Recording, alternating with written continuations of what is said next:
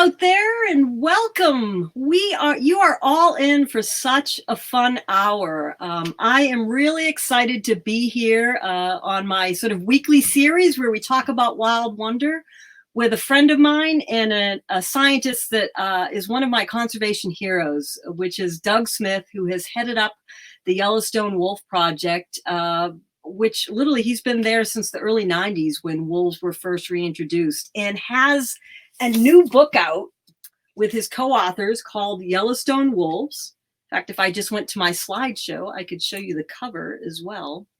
You can get this book on Amazon, although it is back ordered right now, but you can order and they will ship. And then Yellowstone Forever, the park nonprofit that helps support wolf research and others, does have a few copies. But we're going to be talking everything wolf tonight and about Yellowstone, the reintroduction. And then, of course, I'll probably also ask Doug to get into California and the wolves returning here. But I just have to thank Doug. He's someone who has taught me so much about wolves, wolf biology. He was always really nice when I lived and worked in Yellowstone. I'd sort of show up at his office and he always made time to answer questions and teach me. And here we are. We were joking. This was 13 years ago when I was fortunate enough to go on a wolf tracking course with Doug, and we got to go to the site of where the wolves were released, and actually also got to see my first wolf on this in Yellowstone, but also grizzly bears, bald eagles. It was an amazing trip. So I can't thank Doug enough for his contributions to conservation, but also just being so generous with his time and helping conservationists like me learn. So let's see, if I can do the technology here, we're gonna bring Doug on. And here he is. All right, I'm going to fix the screen. Doug, it's so great to see you. We were saying at the beginning, it's been, I think since 2011 when I left Yellowstone, we've emailed but haven't talked. So this is kind of fun. It is fun. Great to be here, Beth. Thank you. And you're tuning in from Bozeman, right? Correct. Yes. Yeah. So great. Well, Doug, thanks. And again, thanks for yet again being generous with your time and being here. We have people from all over the world tuning in. And for those of you who are tuning in, this will be live or this will be posted afterwards. So if you miss any of it, it will be posted. And I had people literally, Doug, from Scotland. It's too late for me. Can I watch this later? So as you know, I think, people love their wolves, and people have been following the Yellowstone Wolf Project since the beginning. For me, it's our wildlife crossing might be up there, but it's the most significant conservation project for me of our time, and just been following the science around it and what especially the book, which again is incredible. I can't say enough. This is like getting a PhD on Yellowstone wolves. It's been hard to put down, although I had to look up a lot of terms, but it's an amazing accomplishment, Doug. But I want to open with a question, and then you're going to kind of give this question will lead into sort of an introduction of sort of 25 years of Yellowstone wolves. And then we're going to have a conversation. And then folks in the audience, please post your questions. We're going to do questions at the end from the audience. Post your comments, your stories. I know Doug would love to hear them. So we'll start off though, Doug. We have an 8-year-old Rowan who wanted to sort of lead off with, he's written reports on wolves for school. Why do you like wolves so much, Doug? And why did you start studying them? Well, thank you for that introduction, Beth. And, your enthusiasm is unbounded and your commit to conservation is inspirational. So the admiration goes both ways. And so miss you in Yellowstone. Glad that you're being productive and passionate in California. But I would love to answer Rowan's question, because it was about at that age I became interested in wolves, but or maybe that was a little early. But what has really fueled my life, or been an anchor, really, has been a connection to nature. And I don't want to say that in kind of a touchy-feely, idealistic way, but I truly believe it is a way through life. Is observing nature, because it's life separate from humans, and that gives you a different view of the world. And I think a broad view of the world is really good. And so that's what got me interested in wolves. So young, grew up on a camp in Ohio.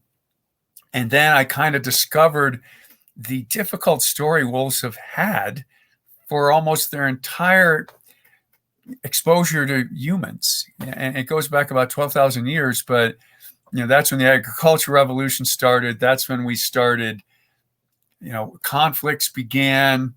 And I have to say, and this is my own view, and I just want to bring it out for people to think about. I'm not saying it's the only view, but this is when we tried to kind of take over the world, people. And, at your age, Rowan, I was like, why'd we do that? Why wasn't our kind of mindset to coexist with the world and to share the world and understand other life forms and be compatible? And now we're in this position where we're in the driver's seat, and unless we do something, it's going to be really bad. But wolves are one of the first animals I found. I'm sure there's other animals and even plants that people have found that tell this story, that tell the story of nature is good because not only is life separate and has a right to exist, that's called intrinsic value, but it gives us inspiration and hope. And that makes living each day better, worthwhile. And I know I'm trying to put this in a perspective that my 8-year-old mind or 10, 12-year-old mind was grasping at forming these ideas. But, wolves only existed in very, very remote regions when I was your age, Rowan. Wild, totally wild. And we had just come off a period of time, decades long, but really hundreds and thousands of years long, of killing them to make room for humans. And so I was like, as a little boy, why we do this? Because when I went out in nature, and I spent a lot of time in nature alone or with a dog, it felt so good. It felt right. Things clicked. And so it's been a lifelong pursuit of trying to understand this one animal I really became interested in. Like, how do you deal with daily life? What makes you tick? What's important to you? And then why did we do this? Why did we do this? And like everything in life, I'm still after that. I really am. And it's endless. But that's what did it, Rowan. So hopefully you can find something as inspirational. I mean, there's a lot of things in life to do that you can find that are inspirational. But the connection to nature for me was one, and wolves were kind of, below that because it's nature up here and then wolves are part of it. And that's just what I focused on, and I like watching birds too. I got my PhD on beavers because I couldn't find a wolf study. They're cool too, and they exist by sheer perseverance. And that's another great lesson. Just stick with it. Anyways, sorry. Great question. No, Doug, that was amazing. And I agree with you. Inspiration from the natural world, especially today. I feel like a lot of wildlife I study, whether it be pika, who live through winters at 13,000 feet, or butterflies who, we are living in challenging times, yet their resiliency inspires me. And so I think what a great answer. But anyway, so you were going to give sort of a rousing introduction about 25 years of your wolf work, or actually longer, because I forgot to point out at the beginning, and I was literally going to use your beaver study to introduce you, because a lot of people don't know that about you.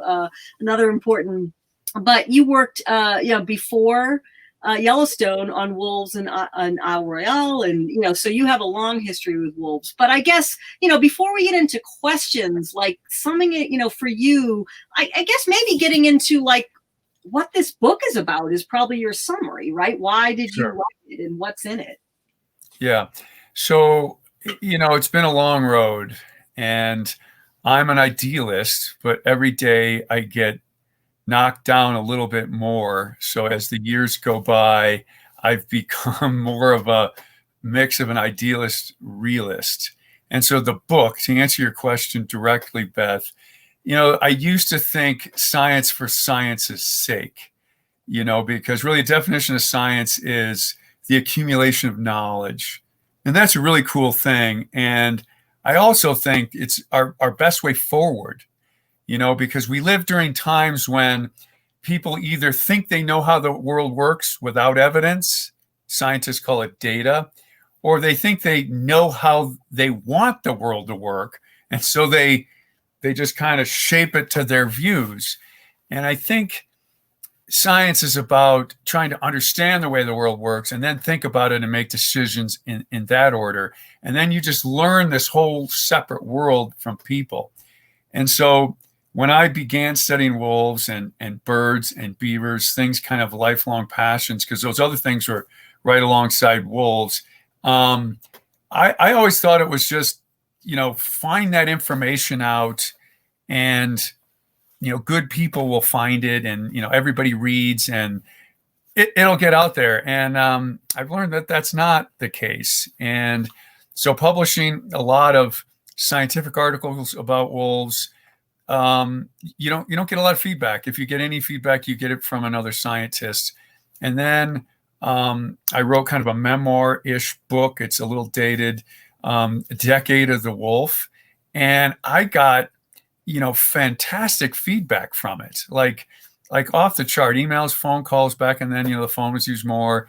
I'd give talks and people come to me and talk after, and they would say things like, I grew up on a ranch in Montana.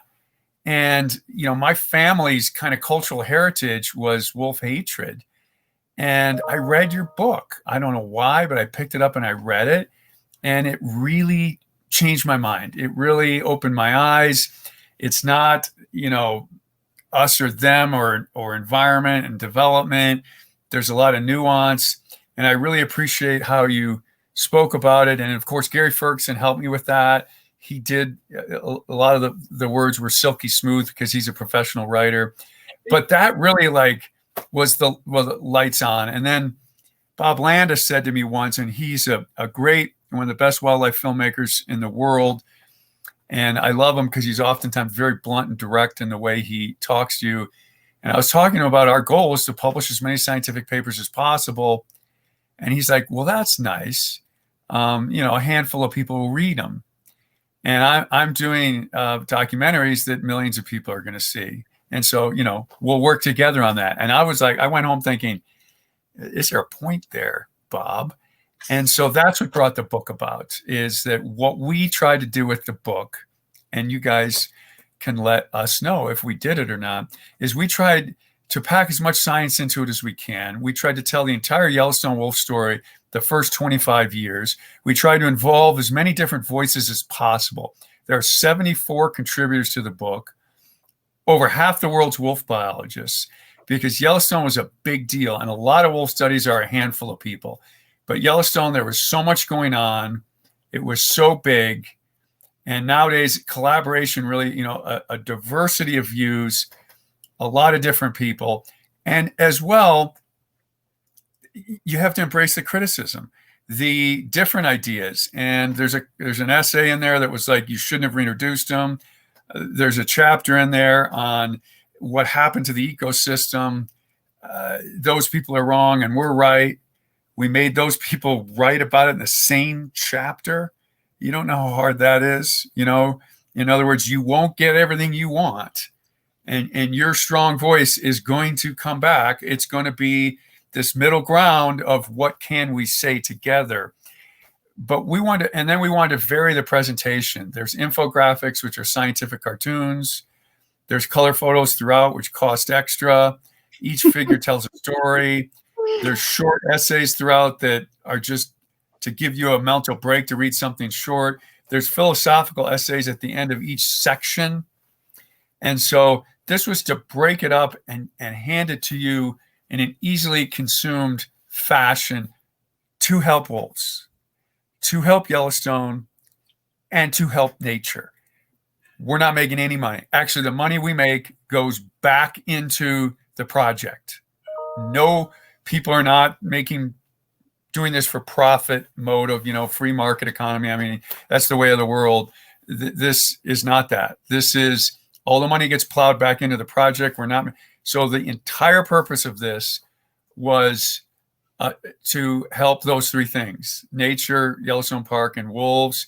And then the joy of studying nature and writing and communicating, because I know a ton of you out there listening enjoy those things of communicating, writing, speaking, whatever your artistic out really says. That in a nutshell is the book, Beth. That in a nutshell. It's, it's amazing. And I want to tell to everybody, Doug, time spent with you. Again, you're such an amazing conservation leader. And I think there's a couple things you really taught me. One is the science is important. And, although my job isn't a researcher, I am a scientist. I have a science degree. But you need the basic science, and you need to know that. And, the data needs to be there. But so you taught me about how to be a really thorough and vigorous scientist. But you also taught me about that, like with wolves, the science can be there and the biological conditions can be there for reintroduction, but you also have to have people value them. You have to have the social tolerance. And if you don't have that, that's, the science is only half the battle. So we're going to put on pause the social, because that's going to be, I know we have a lot of questions we want to get to. But let's get back to the science, because as a geeky scientist, boy, I couldn't get enough of this. And, I don't know what your favorite, I don't want to bias it, but I think a couple things in here. One, I just want to tell people this is like getting a PhD in Yellowstone Wolves. It's fascinating. It gets really into the weeds if you're geeky, but it's also really understandable. And as Doug said, has a lot of different viewpoints. I might skip around a little bit, but I think my two favorite chapters, one was on how the different predators work together. And you had said at another talk I attended, and as someone who worked on mountain lions, that, mountain lions are much better hunters than wolves. So we can tell P22 would totally take when the California wolves finally get down there. But that chapter was really fascinating about the interplay between the different predators, and then bringing up scavenging and stuff like that, and how that actually changed not just the dynamic between predators, but, literally the whole, how like grizzly bears survive on scavenging throughout the year. And then the second chapter I thought was absolutely, they're all fascinating, but was on the black coat color, the K locust. So those are my two favorites. If you want to comment on those, or any that, what was sort of your favorite discoveries in this and writing about it? Those are good chapters. And one thing to bring out is kind of based on what, fired my jets doing this is, there's so few places that are really untouched by humans, maybe none. And, Yellowstone gets close, though, to the minimal side. And so that's why we had to write about this carnivore richness. And I know, Beth, that you're passionate about cougars. And, they're, in a lot of ways, there's this debate about which is the dominant carnivore in North America. Because cougars are just phenomenal. Their range is more restricted, though. They tend to be Rocky Mountain chain. They didn't go all over North America like wolves had. Wolves are social, cougars are not. But Yellowstone has them all. It has cougars, wolves, black bears, grizzly bears, coyotes, and humans. And those are the big six. And you won't find that kind of diversity or abundance anywhere else in North America. You might find that diversity. British Columbia, Alberta has it. The far north of Canada and Alaska doesn't, because, cougars fall out. You rarely get black bears and grizzly bears of high density in each area like you do in Yellowstone. So, Yellowstone has a rich complex of carnivores. And so we couldn't just write about wolves. They live in that milieu of other animals. And there's also a lot of, there's 8 different species of ungulates there that they're living in. And we tried to bring that out, the big 3 for wolves. Everything goes on elk, but lately bison and mule deer have been becoming more important to wolves. And so we really wanted to bring that fabric out in the book. And so, and Dan Staler, who was one of the co-editors on the book, is heading up the cougar project in Yellowstone. And so he's got a lot of information about cougars. So those two animals side by side. And then Dan also worked on his PhD was actually at UCLA in Los Angeles, and with Bob Wayne, who is one of the top canid geneticists in the world. And we have been, since that PhD, trying to tease out this black coat color gene. And Dan would do a better job of talking about than I am, but this is the K locus. And this is a gene that sits close to another gene that has an immune function. And, wolves probably got black coat color from dogs someplace in Europe several thousand years ago. And it drifted across Asia over Beringia and showed up in North America that way. And this black coat color, because it's a linked gene at the K locus, seems to have an immune function that gives, black heterozygous wolves, not homozygous, an advantage, and not gray wolves. And so our recent work on this that's not in the book, and this is fascinating, and the credit is due to a really energetic woman who just left the Yellowstone Wolf Project with her PhD. She's now doing a postdoc at University of Wisconsin-Madison. But she came to me first and said, I want to survey wolf populations across North America. I want to contact wolf researchers and managers and get samples of blood. And then let's analyze them and look at just the distribution of diseases like distemper and parvovirus. And let's look at the array of black wolves and gray wolves. And you couldn't get if they're heterozygous or homozygous. That means in genetics terms that the dominant color for wolves is black. So if you have a gray wolf, that means its two copies of the gene are both gray. If there's a copy of the black gene there, it's going to be a black wolf. And there could be two copies of the black, they call them alleles. There could be two copies of that, and it's going to be a black wolf too. And the immune advantage only is for the heterozygous, one allele gray, one allele black. And so Ellen got blood from all over North America. I was like, okay, no one ever responds to anything anymore. You call people, you email people, you never hear back. And that happened a lot, but she got 17 different wolf populations, wow, blood samples. And the blood from individual wolves keyed to male, female, adult, pup, black, gray. So she did this big survey, and long story short, because I'm going too long right now, you're not. But black overlaid where wolves are most exposed to distemper. So that's an evolutionary selective response. If there's a lot of disease present, and this was like a lot of biological phenomena, it's never black and white. Right. It's never all or nothing. Nature, life, we all know, just human relationships, it never works all or none. But there was a signal that where those black wolves occurred, those wolves tended to be more exposed to disease. And the disease we're looking at was distemper. And I was like, and Ellen pushed for this, so she deserves most of the credit. I was like, this is unbelievable. We're working on a paper about that right now. But all this came after the book, which at this time that chapter was written, where did black coat color come from? How did wolves get it? What does it do? Why are they black? Well, now we have insight. And it was a gigantic North American study, collaborative, samples everywhere, semi-expensive. But, sometimes money doesn't matter, Yeah. Doug, you can't go on too long. This is reminding me again of my days in Yellowstone, where I would sit in the office and just try to scribble as fast as possible as you would just relate. Again, for those of us who are geeky scientists, this is fascinating stuff. And people, that chapter just blew me away.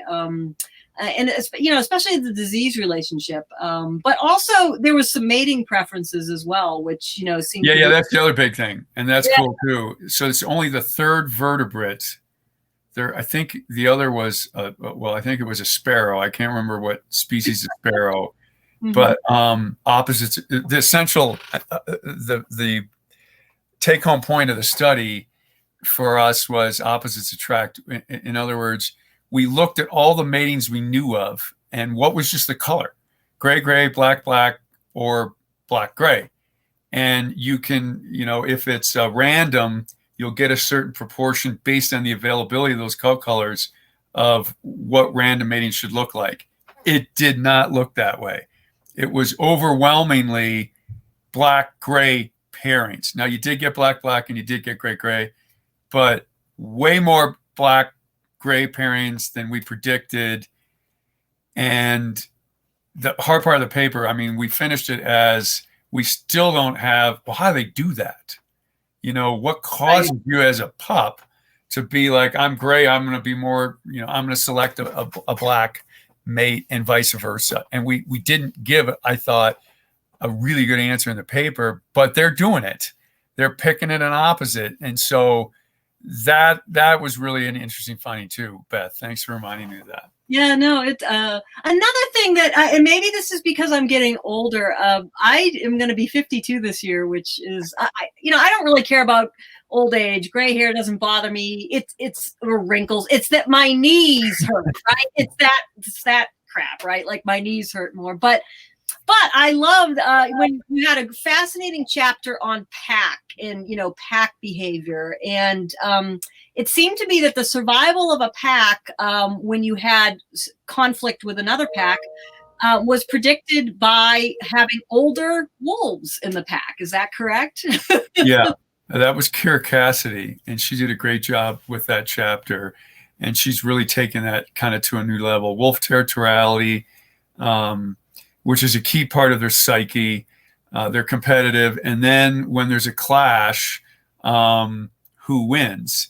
And, obviously numbers matter a lot. If you have a much bigger pack, you can often win battles. But if the pack sizes are similar or one pack is slightly larger, but it doesn't have experienced wolves in it, and I think Kira went as far to use the word wisdom. In other words, older wolves really matter. And, they know when to get in a fight. They know when to stay out of it. They know how to conduct themselves in it. And so pack composition matters a lot. And that's one thing that we're really trying to push, because the view of wolves in North America really is that you can kill a lot of them and they'll bounce back. They're considered to be very resilient animals, very fecund or productive animals, produce a lot of pups. And so, forgiving to manage. But what we're learning is their social life is very intricate, very complex, very nuanced. I would say just almost, and I don't want to overstate this, and one is not better than the other. It's just different. But, even like humans, I mean, our whole life is social, and the wrong person does something, the wrong person leaves or dies or whatever, it changes everything. Right. And it's kind of like that with wolves. And I think that's what that chapter's getting at is, wolves aren't just these kind of automatons and you got a wolf here, you got a wolf here. They live in family groups. These family groups are multi-generational. Different wolves have different roles in the pack. And it's very interactive. You lose one, it might not make a difference. You lose another, the pack won't reproduce the next year, or the pack might not even persist. I mean, it can be that dramatic. And so what that chapter is focusing on is pack composition matters in terms of territoriality, and territorial matters in terms of pack existence, because if you don't have a territory, you don't have a life. And, if you look at Aboriginal humans, we were super territorial too. And a lot of, First Nation people who lived in North America, males were oftentimes the warrior out fighting and killing. And what were they doing? The same thing wolf packs are doing.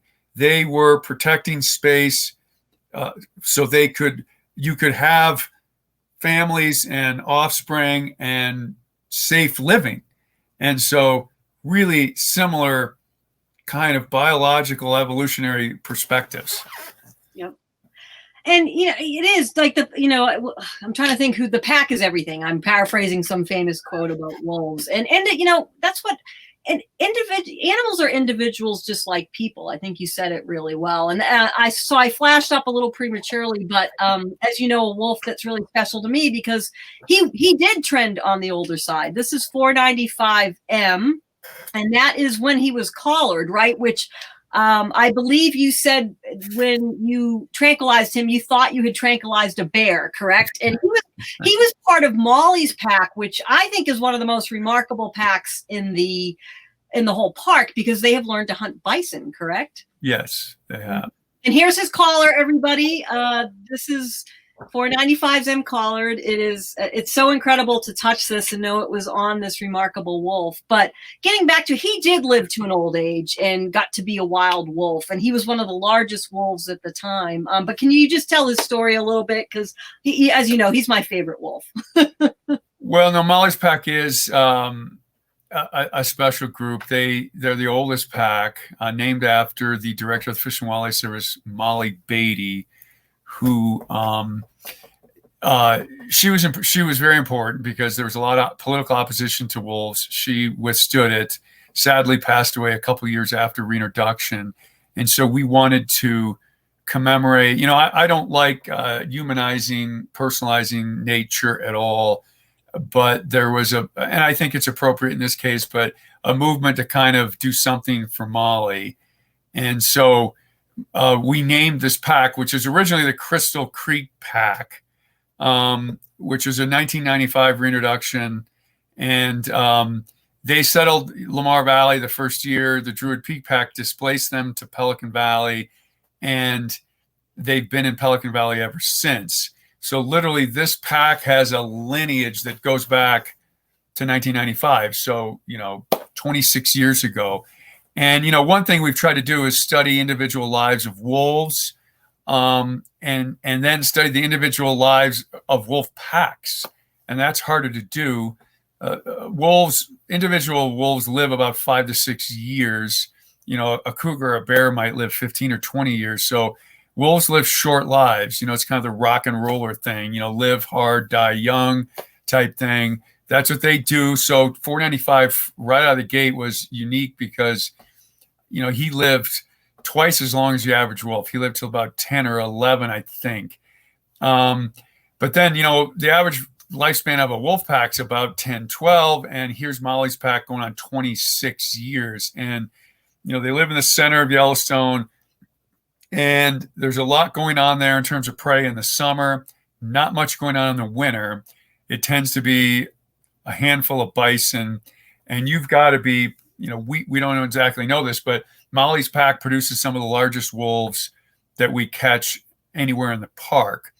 And, average size of a male wolf is about 115 pounds.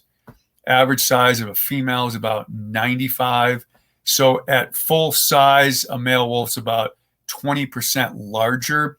That's partly because of what I was talking about in terms of territoriality, is male wolves tend to be more defensive. One of their roles is to protect the territory.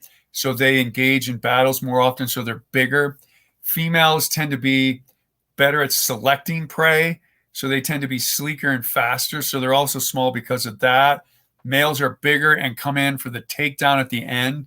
That's why we think there's this 20% difference in size. But yet Molly's pack, we get wolves even bigger. We've caught a 140-pound male. It might have been 495, actually 142 pounds. He was the largest for a while, I think, that you ever caught. I think he was like 141. But then somebody. There was a wolf we caught in the Delta pack that was 148 pounds. And that's the single biggest wolf we caught. And, the other thing to keep in mind is they can hold up to 22 pounds of meat in their stomach. So that picture you had of 495 on the dead bison, he had a belly full of meat. If we had come in and caught him then, it would have thrown the scale, out of whack. He would have been heavier than he really was. The 148-pound wolf that we caught was empty stomach, and so that's the biggest. That was the outlier. And so, he was big, and we think it's partly because of this task of taking down bison. There's that these wolves just have to be bigger and more capable to live on bison all winter. Now, in the summer, the elk come back. They start preying on elk and even deer. But in the winter, all they got is bison. So they either figure a way out to kill them, or actually they'll migrate to the northern range where they can find elk all winter. But then they interact with other packs territorially. But yeah, he was, and that's the other thing. Maybe this pack, we really can't say this based on our data, but personalities may drive longevity in these packs too. A social glue. The same thing I talked about 5 minutes ago, when you lose the wrong person, or a key person enters the room and the whole atmosphere of the room changes. 495 probably had a glue-like thing for the pack, but there were a couple females there that were there even longer than he was. And so teasing these dynamics out are really interesting. But Beth, he was in the center of it for a long time. Yeah. It was great. And thank you. You always kept me updated on his whereabouts. And I wrote when he died, again, he passed away a wild wolf, which to me was success. He lived a long life. He hunted bison. And you touch on something else, Doug, that I think, again, I have found fascinating learning from you and the research. And again, comes out in the book is, there's so many myths about wolves or misunderstood, and the science points us in the right direction. The old model of alpha male leading the pack, that just isn't true, right? Can you go into that? Again, the pack dynamics are much more complex than I think the simplified version, right? Yeah, I think that it was originally thought, and it is still like this. There's a dominance hierarchy that's separated by males and females. And the most stable positions are at the top. The dominant male, the dominant female. Dave Meach, who's a very famous wolf biologist, doesn't like the term alpha, but a lot of people still use it. But that's considered the most dominant wolf in the pack, usually the breeders, but not often. And then below that is a dominance hierarchy, but it's very fluid. It's much less fixed than we originally thought. We used to think that it's 1, 2, 3, 4, 5 right to the bottom. And it appears that there are wolves that are dominant over other wolves in the pack, but it's not as hardwired as we used to think it was. And the lead wolves, the alphas, the old term, their personalities can matter a lot in terms of how they lead. And again, it's like people. There was one wolf, and you never try to have favorites, but I certainly felt close to her and I liked her. Number 7, and I got to know her because she was in a pen for a winter, and I fed them all winter. But you would watch that pack, and you'd have a hard time telling that she was in charge. She would just be kind of, easygoing and lead by example kind of thing. And then there were other wolves, 40, or is it 41? The female in the Druid pack. She was an iron fist. You could watch him for 5 minutes and tell that she was in charge, because she was putting competing females on their back and making them realize who's in charge. And we think, and this is the only recorded case of this in the wolf literature, that she was killed by her sister and other female pack mates to defend their den. That pack had 2 dens that year, and she was seen on the way to her sister's den at nightfall one day, and the next morning she was on the side of the road with bad wounds that led to her death. And we think she was attacked defensively. And wolves, whenever you see them fight in like territorial battles or even internal battles, they get excited like people when there's aggression, there's violence. When a fight breaks out, animals get excited and they recruit in, and they make decisions based on almost instinct. And we think that's what happened is 40 was heading towards 42's den, and she got too close and she turned on her, and other females recruited in, and she died. And so really different personalities for leadership. I think about that a lot for people. what examples do wolves have that we can learn from for people?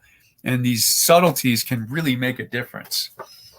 Yeah, no, I find it fascinating too in the mountain lion study, that the Park Service has been doing in the LA area that I work on. I mean, P-22, as we know, the famous guy, he's very chill. He's like the, kind of the Brad Pitt, I'll get along with anybody. His dad, though, was kind of known as the serial killer of mountain lions, right? He would kill his mates. He was, so yeah, it is interesting to me. Again, we tended to, I think, at least when I was coming through biology, undergrads, lump all the animals together and they're just these sort of instinctual machines, but they do have personalities like us, which does inform the science. Like you're saying, that you pull the wrong individual out of a pack, it could be worse than pulling 5, right? So it is fascinating to me.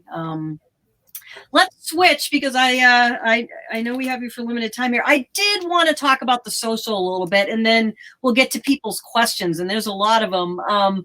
But as we know, or some of you may not know, for Doug and I, a really incredible voice in conservation passed away recently, Barry Lopez. And although Doug's books are some of the most treasured on my bookshelf, I will say that this was one of my first introductions to sort of wolves on a, not just the cartoon images, or I remember reading this as a, early on, and it's an incredible book. And I think he gets at, it's a quote I use in one of my books too, which is, and let me just read, and then Doug, let's talk about the social. And again, I'm getting old. I have to have a light to read this. Everything we have been told about wolves in the past should have been said, I think, with more care, with the preface that it is only a perception in a particular set of circumstances, that in the end, it is only an opinion. To be rigorous about wolves, you might as well expect a rigor of clouds.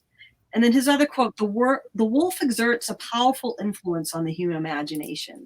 And I think, his words resonate with me, much like yours do about, the power wolves have. That cuts sort of both ways.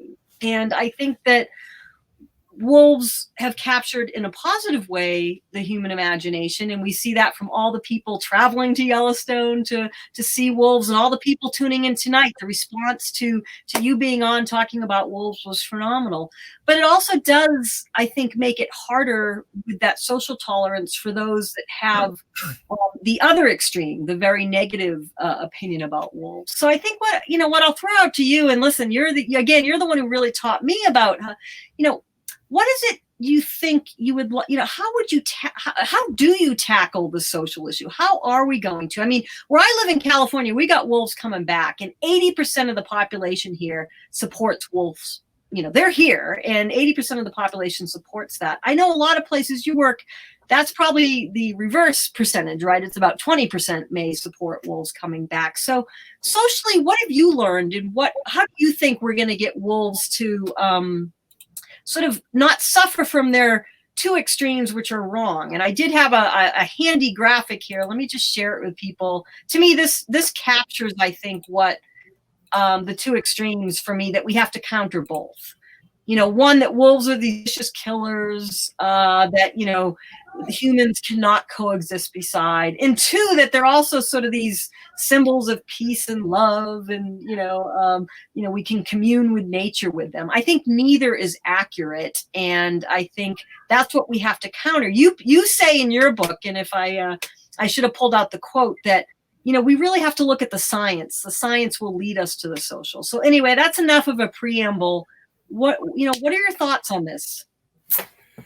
Well, I mean, first off, science is a social process. And as much as scientists want to make it objective, it's still subjective. It's prone to, our interpretations and what we think, and our cultural background. I think a lot of it has to do with that.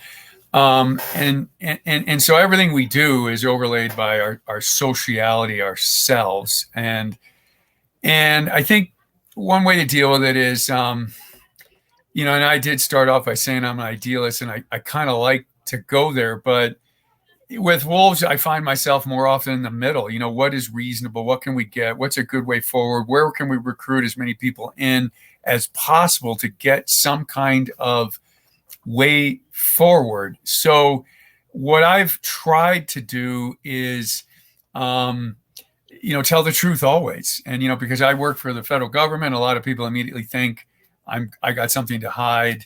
I'm not telling all the truth, and I always try and say exactly what I know is going on with wolves, with policy.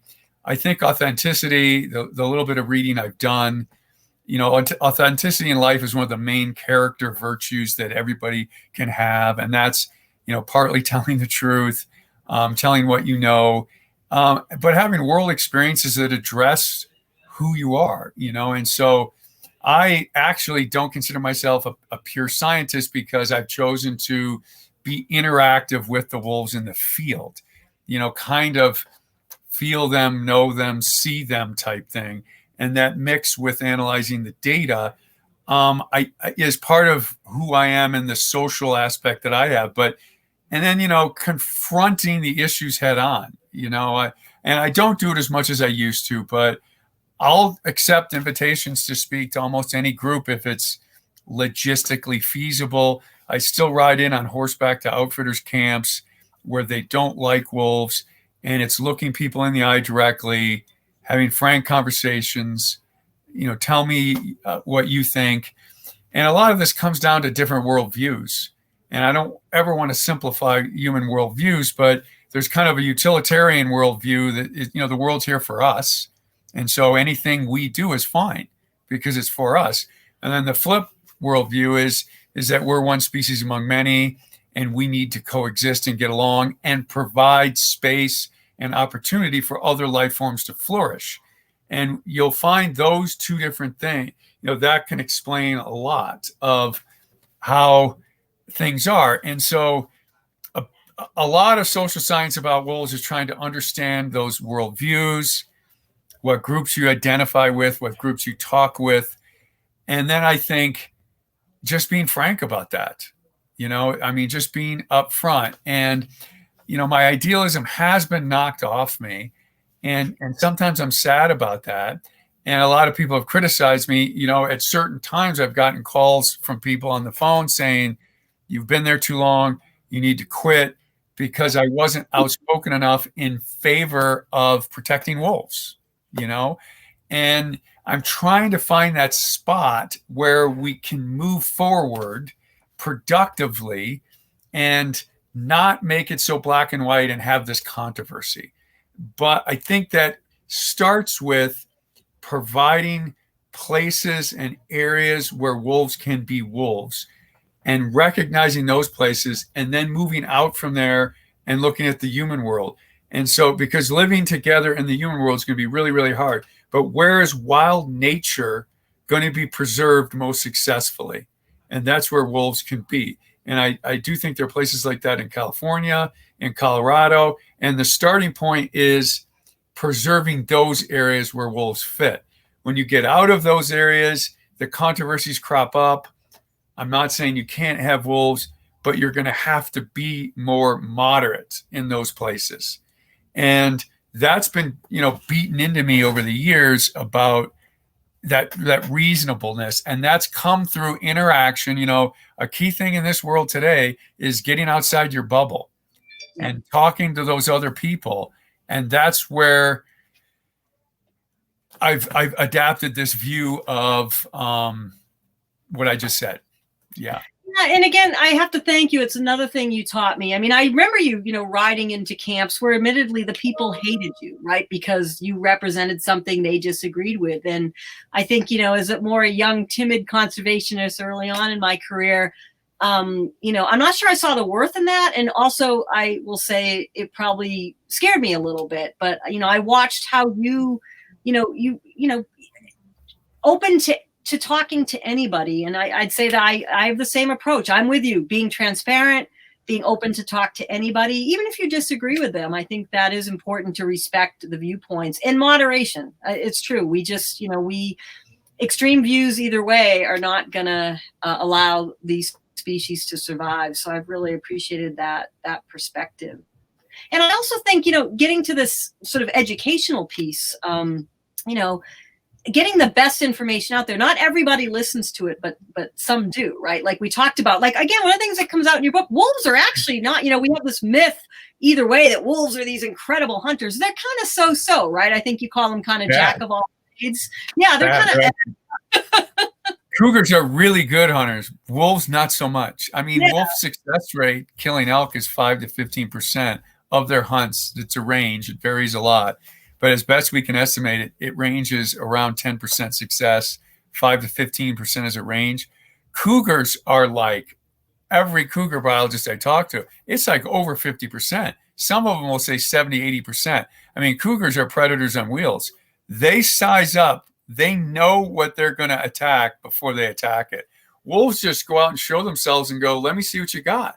And they test and they sift and sort and they like move around. Okay, not you, not you, not you. Oh, there's nothing here this time. Cougars, oh no, they know what they're getting into from the start. So they attack stuff that they know they can kill. So they're much better hunters than wolves. And I think that's what, the more people, I call it reading the wildlife weather, right? We all become adept at weather because we don't want to get rained on. And I think the more people learn, you don't have to be a biologist, but the more you learn about these predators among us, whether it be wolves, mountain lions, grizzly bears, you name it, I think the less scary they become because we learn things like that. Like with mountain lions, they're not sitting in the woods waiting to jump out on us. And I think that, these familiar faces like P22 or like with your wolf study, that so many people had a chance to see wolves do their thing and know they're not these evil things lurking in the woods, help dispel some of those myths. And again, your books and your outreach help us learn more about the science behind them. Another thing that I think is a little more complex than is portrayed, and I'm going to put up Kim's, this is a question I know I had thrown at you before and somebody else had asked prior to the talk, and Kim's asking it here. There's sort of that, being put out as almost a soundbite. Wolves are now in Yellowstone and bam, they've just solved the whole ecosystem. Again, the truth is a little more complex than that. Can you go into that a little bit? Yeah, sure. I mean, that's been one of the more controversial aspects of our work in Yellowstone. And I think, I forget the number chapter, that's the chapter on trophic cascades where we had disparate voices work together. And, that the conclusions for that study have been a little bit of a target. Beth, you circulated some questions beforehand via email. And one of the questions is, what do you think of that video clip, Wolves Change Rivers? And a lot of scientists have not liked that. So let me just quickly put that in perspective. I mean, wolves are probably a keystone species. And what a keystone species means is an animal that it usually occurs at low density, or the abundance of them is not very much, but they have bigger impacts. And beavers and wolves are both called keystone species. In other words, beavers are limited to waterways, yet they create habitat for animals like birds and fish and insects that live beyond the waterway. And so they're changing nutrient cycling and ecosystem dynamics. Well, wolves in their trophic effects, because there's top down, which is wolves affecting prey like elk and elk affecting plants. That's a trophic cascade. The reverse is bottom up. Sun feeds into plants. Plants feed elk. Elk feed wolves. So it's this yin and yang, and that's certainly simplistic, and I'm leaving out a lot, but there's a lot of ecosystem dynamics that I just talked about there. And wolves are part of it. So, Yellowstone was without wolves for 70 years. They were probably ecologically irrelevant for 30 or 40 years before that, because right at park inception, 1872, predator control was ongoing. And they eliminated wolves, they eliminated cougars, so that top-down effect was not there. And so that the yin and yang of top-down, bottom-up was gone. It was all bottom-up because you didn't have that predator effect. And what predators in general do, again, overly simplistic, but they'll probably hold that prey, and I'm using elk as an example, but it could be caribou, it could be moose, it could be deer, but that primary herbivore, they hold them below the capacity that the environment can support. So in other words, they're not food limited. So you don't have as many elk existing as there's food to provide for. And so that predator effect holds elk below the food level. And the food is grasses, forbs, and woody vegetation. So if they're not at their food limit, they're leaving vegetation for other animals to exist on. And that increases biodiversity. And so your vegetation, for one, doesn't look all eaten up. It's luxuriant and lush, and bird communities are really diverse. Beavers are there, insects are there, fishes are there. Unstudied things that we haven't done yet are there. They're not there. When I got to Yellowstone in 1994, all the willow, aspen, and cottonwood was at the level of my knee. Now there's forests that I can't see through that are taller than my head. That's, I think, the message in Do Wolves Change Rivers? Now, that was, I think, a lot of people didn't like the literary license the filmmaker used, the over dramatization of it. But I hate to say it, and I don't know if this is a good thing or a bad thing, but to be eye-catching in this day and age, to get anything on the internet that goes viral, and you can't get anything on the internet in ecology that goes viral. You just can't compete with Kim Kardashian or Brad Pitt, as you mentioned before, or George Clooney. You can't. So if you presented everything I just said in a 5-minute video, it'd get 10 viewers. But Wolves Change Rivers, I was having high school friends email me the link going, this is incredible. And so George Monabut, who produced that, he's an English from England, took a ton of literary license. Rivers are so big. We're talking about streams.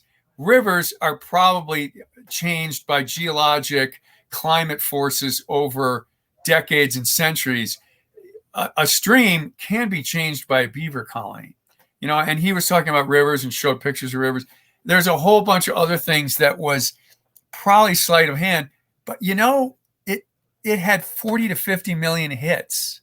And so the scientist that the question that popped up was probably referring to was, this guy had a lot wrong. A lot of the details weren't right.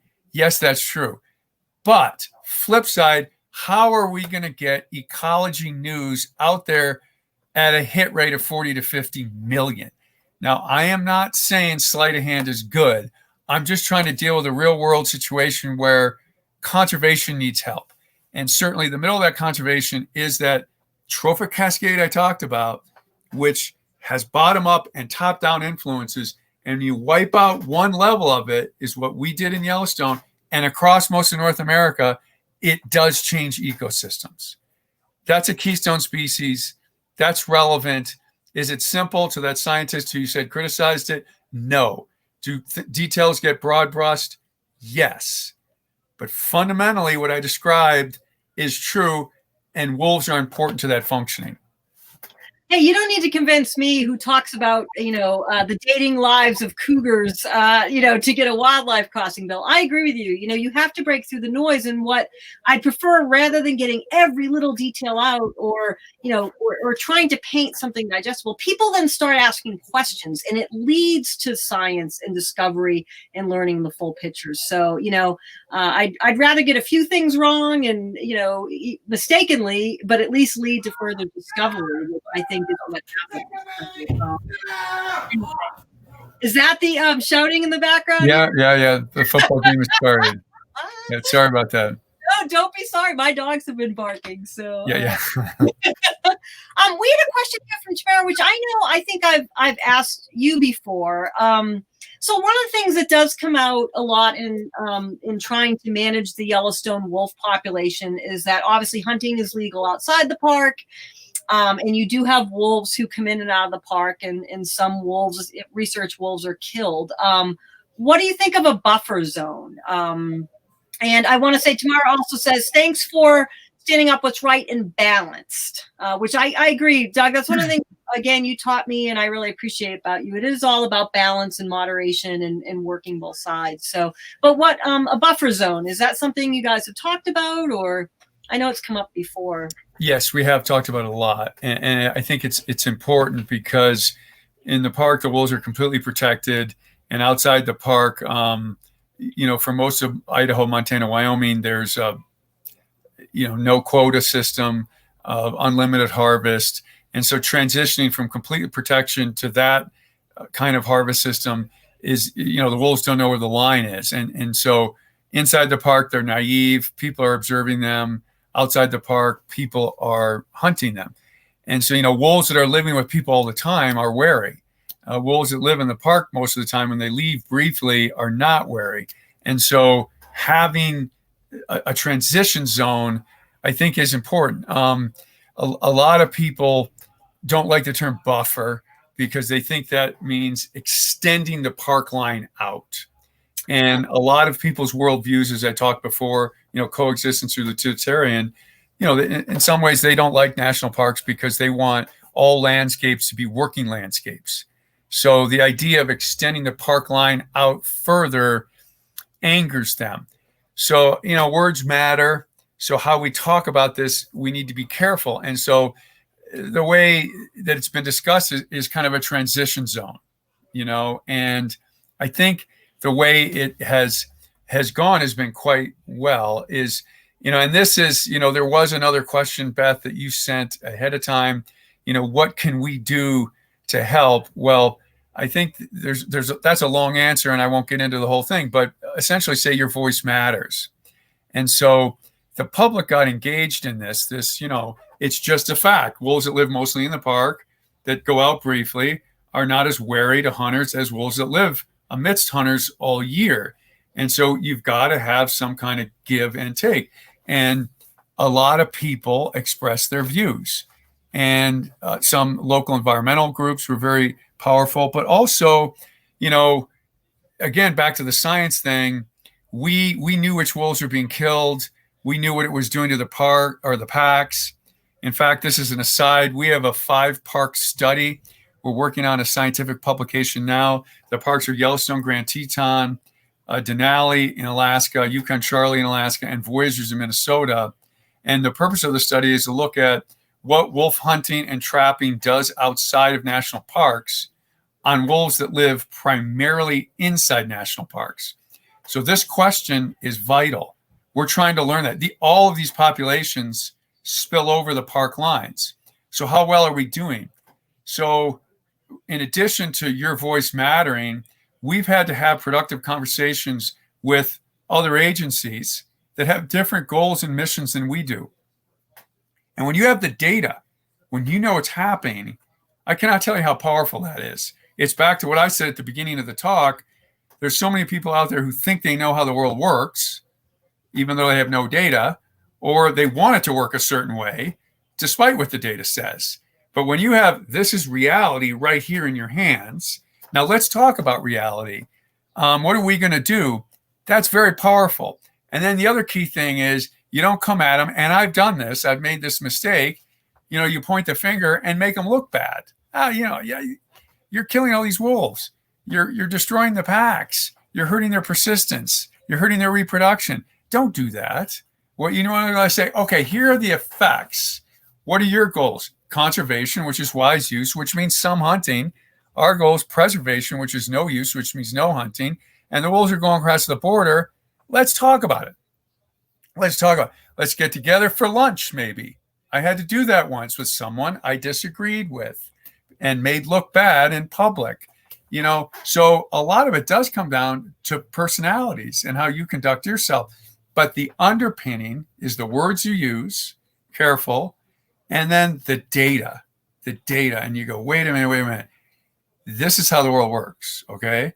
And if it's working the way you like it, then we do nothing. If it's not working the way we like it or you like it, we got to talk. And that talking is going to be forgiving. And I think that's where, and I'll use the word just because that's what the question was framed around, buffer zone conversations occur. That's a We good way. like to view it as a transition zone from one kind of management regime to another. There's an in between, but maybe I shouldn't.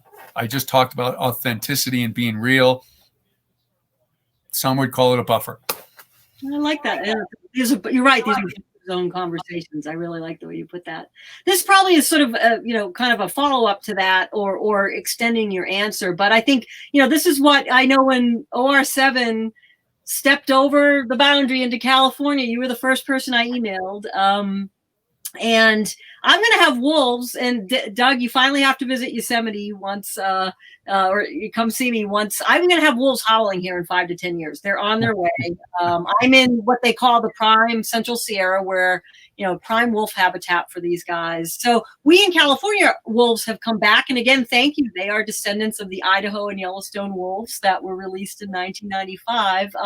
And as Matt puts up here, Colorado now, via voters, have voted to reintroduce the wolf. So having gone through this whole 25 years in Yellowstone, what advice would you give California now that they're here, and Colorado as they prepare to bring them back? I mean, what would you do the same, differently, again, to help with that social as well as biological? Well, kind of everything I've already said about, there's probably a bigger frontier in wolf social science now than wolf biology.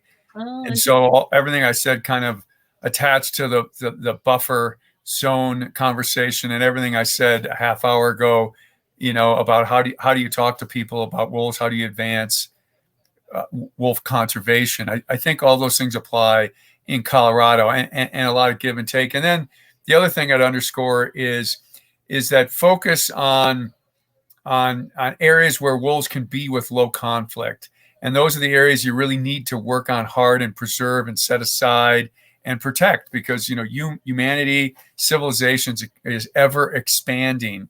And so wherever those good places are, you need to focus on them. And then places that can support a constellation of packs that have connectivity to other areas. And so really it becomes a land use planning exercise. And there are a few papers out there already looking at that. And so up front, what are the good places in Colorado, and vigorously protecting them, not trying to have wolves everywhere, because that's just an open wound pouring salt in it.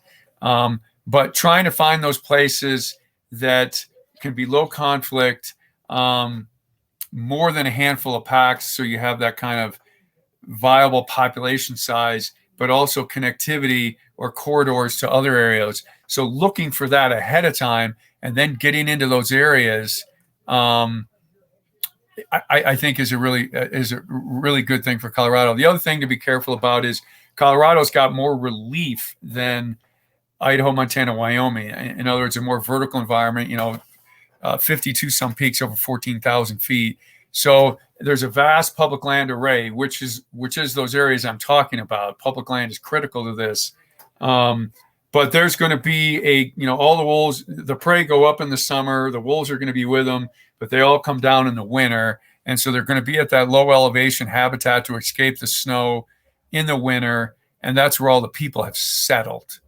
And so that's going to be a consideration to overlay that kind of dynamic that isn't maybe as stark in Wyoming, Idaho, and Montana.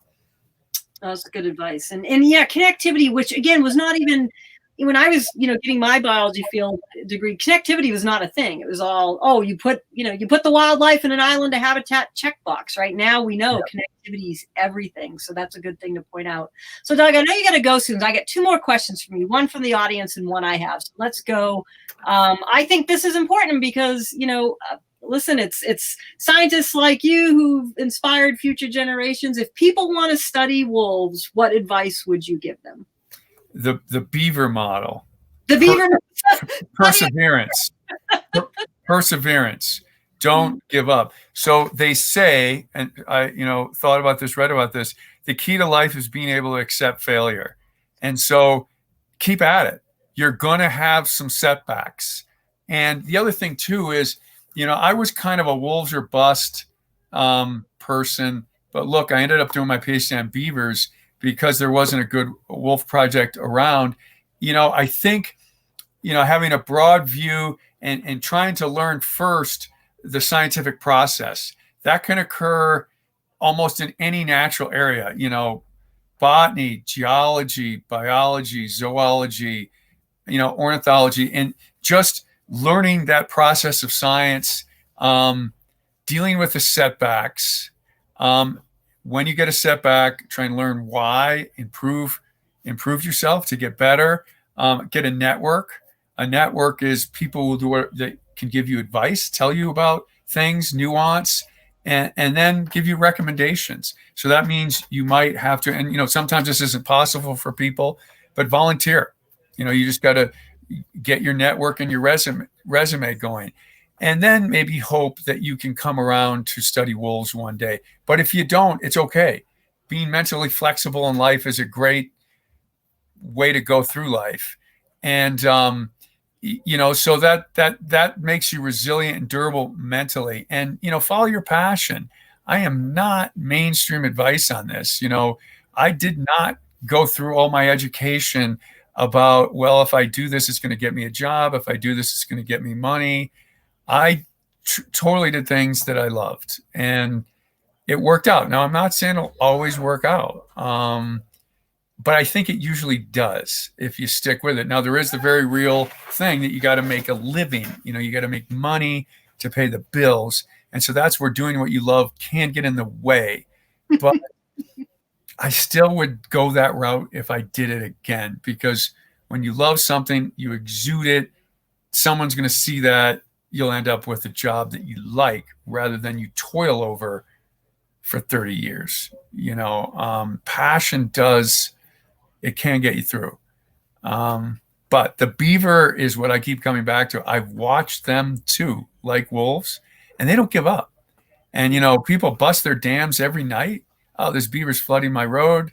I don't like them. I'm just going to rip the dam apart. They fix it every night. And you can't outwork a beaver. That's a great inspirational thing that beavers give you.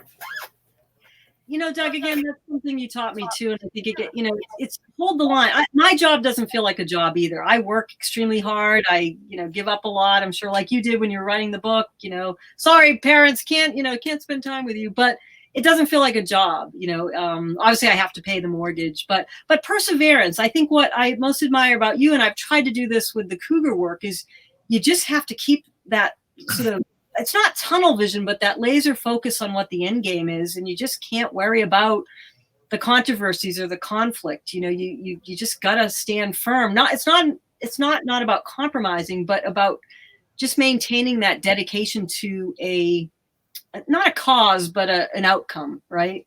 So I really appreciate that.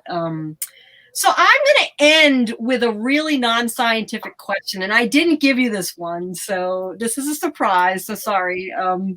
But one of the things I wrote about in When Mountain Lions Are Neighbors, there's a whole chapter on the wolves coming back to California, and I think I quote you in it, of course. But there's also this, how we think about wolves. And I think my friend Alan Salazar, a native storyteller who has done incredible stuff. Thank you, Alan, for all your great inspiration in our Save LA Cougars work.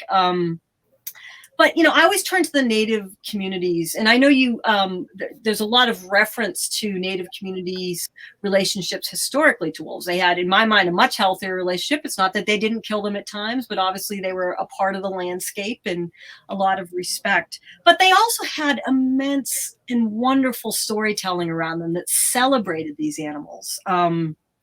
There is here in California, some of the desert native communities, wolves were part of a creation myth, and a rainbow is actually a wolf's coat that was kind of defeated in battle. And I love that every time I look at rainbows. And let me just read you a little bit from the book, and then I'm going to ask you a question, a very brief. I like to think of the next generation of Californians will see wolves and rainbow.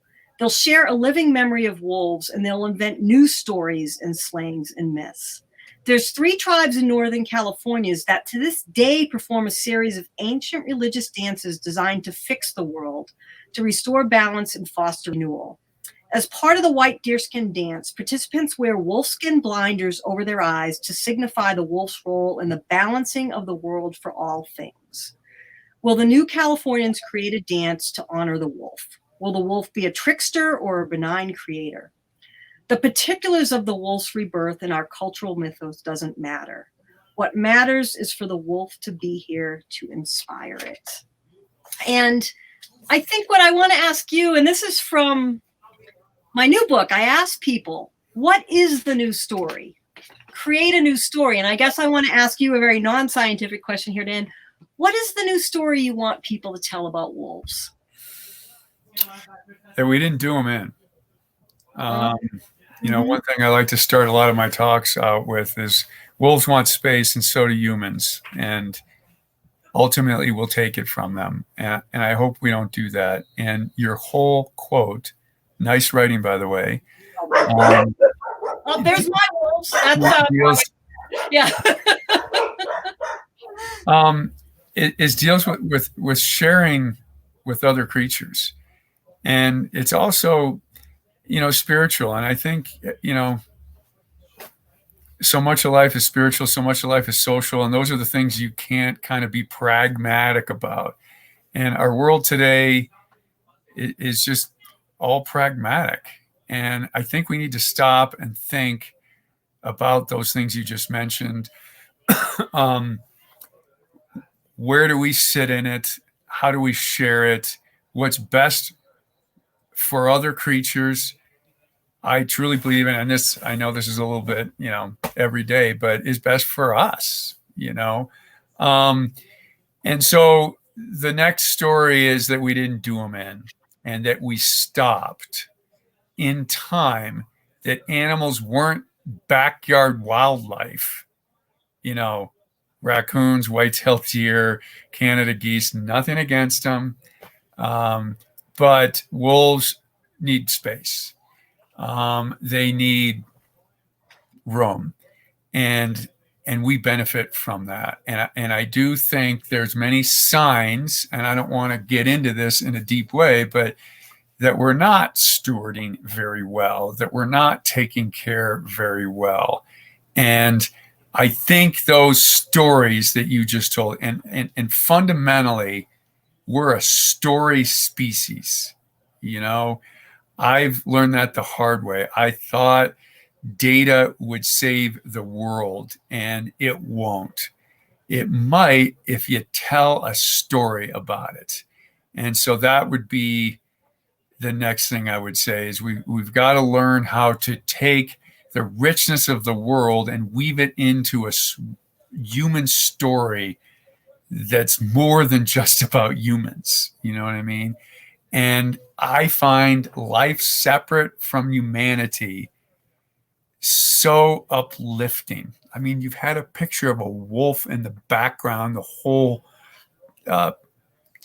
whatever we're on here, conversation, and you see those amber eyes. And if you see that in the wild, real, it can change your life. And so that's the next chapter to the story, is everybody to have something like that, not necessarily look into the wolf's eyes, but saving wild nature so it's there for itself, selfishly, and us. That's the next chapter. And we know this now. 50 years ago, 67 years, we didn't know it. We thought, well, just go about being a human any way we want. Now we know it'll do us in. It'll do us in. So stop. How do we get them to stop? Well, we got to convince them. How do you do that? You got to tell stories that cause people to reach down deep into them and just be people. Because we know the battle lines are set now. We're dug in. We're the most divided we've ever been. Reach across, apply to these deep down things that we all have. So well said, Doug. And I think, I think there's one thing a lot of Americans agree on. And I know with my own group, the National Wildlife Federation, we have all sides. We have vegan, Californians like me, and we have hunters, in the Midwest.